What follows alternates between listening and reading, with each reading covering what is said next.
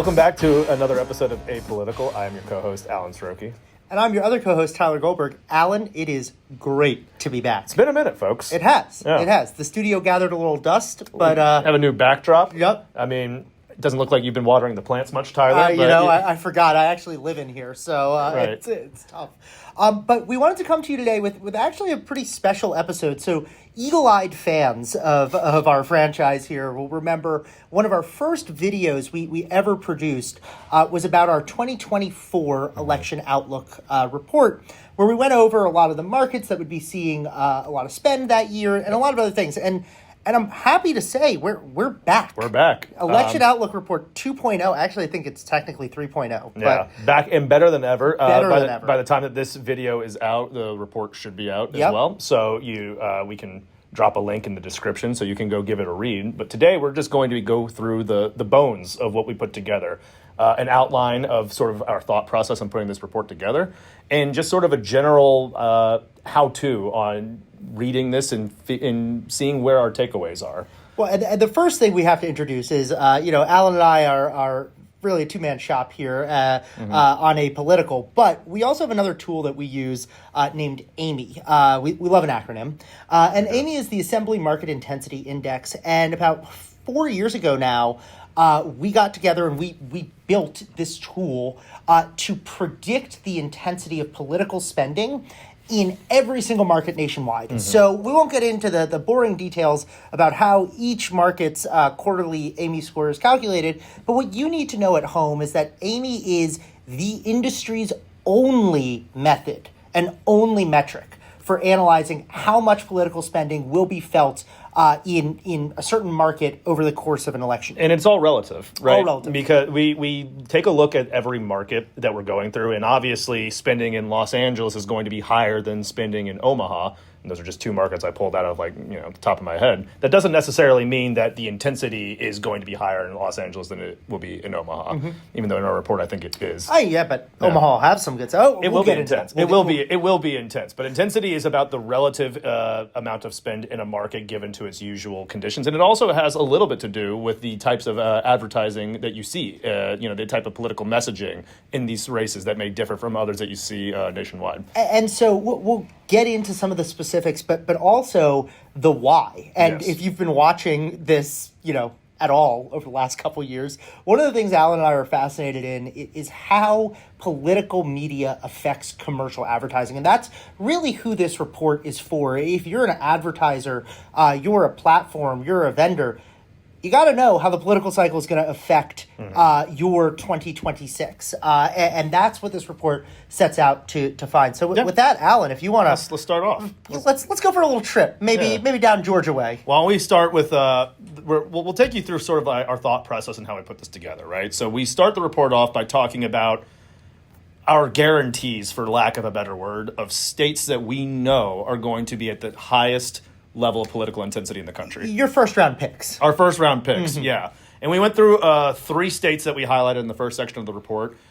Georgia, which will have debatably the most competitive Senate race in the country, an open race for their open seat for governor, and those are the two main ones. We also have other statewide, state ledge as well. That's going to be one of the most expensive states in the country. Michigan, very similar setup, an open seat for their Senate seat and an open seat for their gubernatorial seat. 2 competitive primaries in Michigan, as well as a litany of competitive congressional races that we can guarantee will keep places like Detroit, Grand Rapids at high levels almost year-round. And then the other one was North Carolina, which we have sort of identified as one of the bellwether competitive seats in this country for 2026. 2 highly recruited candidates running on the Democratic and Republican side. With a lot of money. With a lot of money. And though the control of the U.S. Senate is probably not going to shift in 2026, North Carolina is probably the most true, in the truest sense of the word, a toss-up. Yeah. And we're going to see the national groups descend on North Carolina and really try and make their mark into the years ahead. Well, and it's interesting because, and this is not to demean the work we did 2 years ago on the 2024 election outlook report, but it's way easier to forecast this stuff in a presidential year because you look at the 6 or 7 swing states, and those are probably the places where you'll see the most political advertising. In a midterm year, it's different. So, Alan, tell the folks at home a little bit about what those different factors are in a presidential, especially you mentioned Los Angeles. That seems strange. Los Angeles doesn't seem like a politically competitive market. This is why he's one of the best in the biz, folks. Tee it right up. I mean, loves soft toss. Loves a good segue. Let's start with what makes a midterm year different than a presidential year. The spending is a lot more centralized in specific locations than presidential year, where a large amount of the money, billions of dollars, are spread nationally for that, for the race, the presidential race. It makes, it's a little intuitive, but it is an interesting distinction. A lot of this issue group money, it's all still present in both presidential and midterm years, but they're going to the competitive states like Georgia, like Michigan, and like North Carolina. And we feel that the intensity is going to be higher in those competitive states than they may have been in a presidential year, where similarly competitive Senate seats or gubernatorial seats don't quite see the same breadth or brunt of spending that you do in a midterm, where it's a lot more focused. And one of the other things, you and I did the 2018 election cycle together. Yeah. And that was just an obscene year in terms of workload and amount of spending. Yeah. And it's interesting because 2026 is sort of that follow-on to 2018. Yeah. Very similar year. You have a potential sort of Democrat-leaning rebuke of the current administration. Well, that's what the midterms are always about. Exactly. It's about the opposition party trying to make inroads with, combating against the first 2 years of any given administration. They're usually favored in these types of conditions. Well, and you also have open seats that you were talking about. Right. There in 2022, it wasn't an open race for Georgia governor or for Michigan governor. Right. Those were reelects. So you saw, pretty much no spending in the primaries on one side of the aisle. But if you look at, Michigan now, you're going to have competitive primary all year on round. both sides. Yeah. And so I think that's one of the reasons midterms can be significantly more challenging to project. Right. But more challenging from a media standpoint because you can't just look at what are the swing states, that's where spending will be. You have to be more deliberate and intentional. And one of the things clearly outlined in the report is that the red lights are blinking. And if you're an advertiser, you need to have a plan in place now for how you're going to deal with political disruption. And one of the themes that we've talked about is your exposure, because it's not even. I mean, Alan, you talked great about the where spending will be. That's obviously important. When it will be happening is also important. It's not uniform. Every state has a different primary date, and not all primaries are made equal. Yeah. Like the Georgia and Michigan primaries are incredibly competitive on both sides. There are some states where there's only a competitive primary on one side, and there's some states like North Carolina where there is no primary. They're all the way. They have their 2 candidates figured out for their big bellwether race, and they're just going to move forward with that year round. And to another point of yours that you very well tossed up for me was about That's what I'm here for. The Los Angeles of it all. There you go. Why is a state like that important? I mean, obviously they have a governor's race as well, but something that we identified in the report as, I think advertisers and brands should be aware of is how important U.S. House races are going to be in this cycle compared to your big statewide, where that's probably where the guaranteed money is, and it's easy to predict. But politically speaking, the U.S. Senate's not in play in the midterms. Chances are Republicans, who have a 3-seat majority right now, will hold on to it given the composition of the map and what candidates are up for re-election. The U.S. House is a totally different story. It could flip to either party. And because of that, there is reason to believe that the intensity of national issue spending that descends on these vulnerable U.S. House seats that could be flipped one way or another will be more intense than perhaps some of your large markets in Senate states. Well, and Alan, it's not like any of these House districts could ever change, right? Oh, my gosh. Are you talking about the big unknown? The big unknown. I mean, I think it's almost comedic at this point. If it weren't so serious, I am laughing. Is that there are many states right now that may do some form of redistricting. So obviously Texas has already done it. Missouri's already done it. Utah could be next. Indiana is thinking about it. California has, as of filming this right now, they have a ballot proposition to change their maps for 2026 as well coming up. So that's like, you might be an advertiser right now and saying, well, phooey. I know all these markets where spending is going to be. I read the Assembly Election Outlook Report, as everyone should. And I don't need to pay attention. But the thing is, paying attention to politics, both, idealistically from a voter standpoint, but also from a business standpoint, it's not something you can do 6 weeks every 2 years. No. You need to always have an eye on that horizon.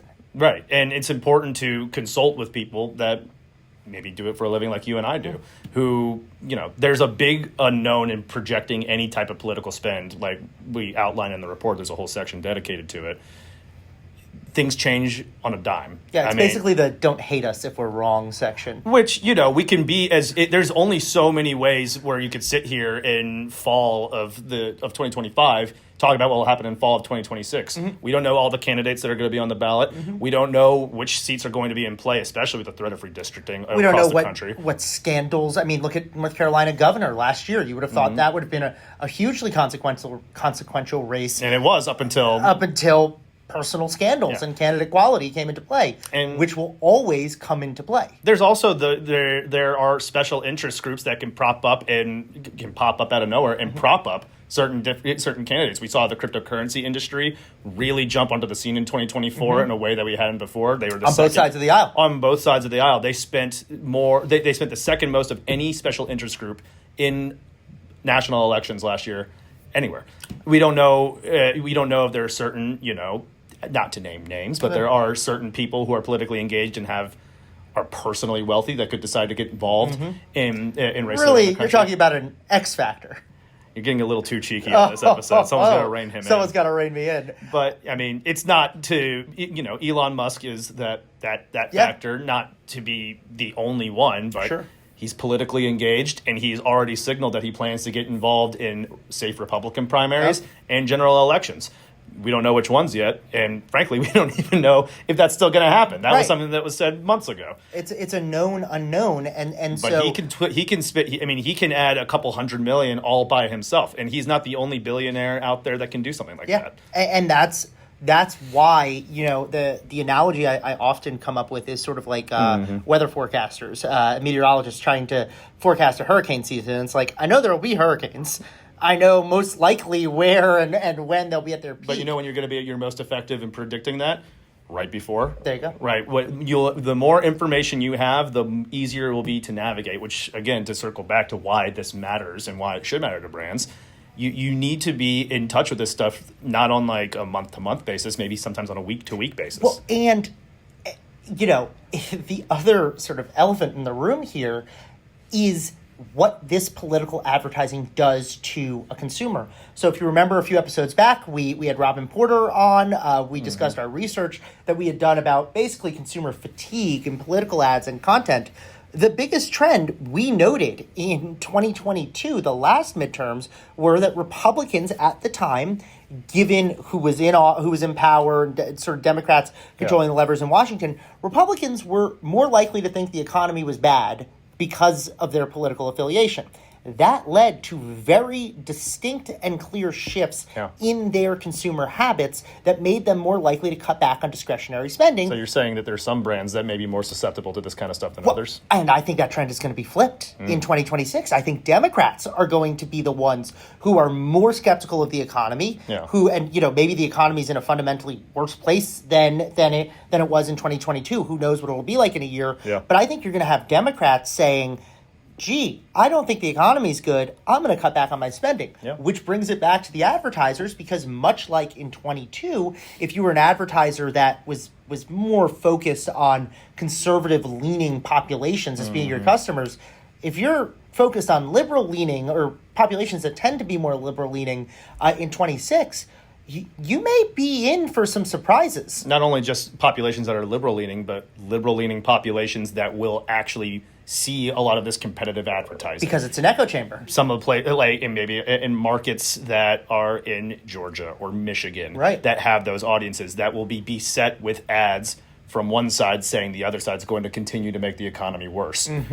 It's something. It's a large calculus that has a lot of moving parts, and not every state will be made equal. Well, and when you're talking about a total of, upwards of $10 billion, somewhere in the neighborhood of, $10.2 billion, that's a lot of spending anywhere, but it's not even. It's not spread across 210 markets nice and even. There will be a lot of markets that see absolute torrent, and there will be a lot of markets that see nothing at all. And we're getting passionate about this. Yeah. We might just give the whole report away in this video. I know. Well, so that's why it's very important. There will be a link. Please read the report. Yeah. Always we appreciate when folks engage, ask questions. Absolutely. And also pay attention, because, we're filming this now. We're talking about this now. The report's written.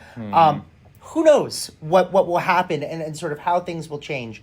And that's sort of the lesson we try to give all of our commercial clients, all of the people we deal with on a day in, anyone day who's out. interested in engaging this topic. It's filled with uncertainty, and even the preeminent experts, as much as we like to say or pretend that we are. I think we are. We play ones on podcasts. We sure do. You're only as good as the information that you have in front of you. So stay informed and talk to people like us who study this for a living. And so that would be the end usually of the episode. But before we go today, we did want to make a special note. It's very easy to assume, because we're the ones up here looking great in the lighting, that we're the only two people on the show. Who's making us look good in that lighting? That's the important thing. Yeah. And so today we wanted to give a shout out to Duncan Smith, who's wrapping up his time here at Assembly. Duncan is the man behind the camera. He is our producer. He is our creative suggester. He put the stickers on our little mini football helmets. And anyone who knows him, he's just all around an incredible guy, an incredible partner. And Alan, I think without him, there's no way this would have ever gotten off the ground. There would be no APolitical. So we really appreciate everything that Duncan has done for our show. We're going to miss him. And the show will go on, but it'll be a little less fun. It'll be different. It'll be a little less fun. And that's because, Duncan is such a light on this show week in and week out. So I guess until next time, I'm Tyler Goldberg. And I'm Alan Srochi. Thanks for tuning in to APolitical.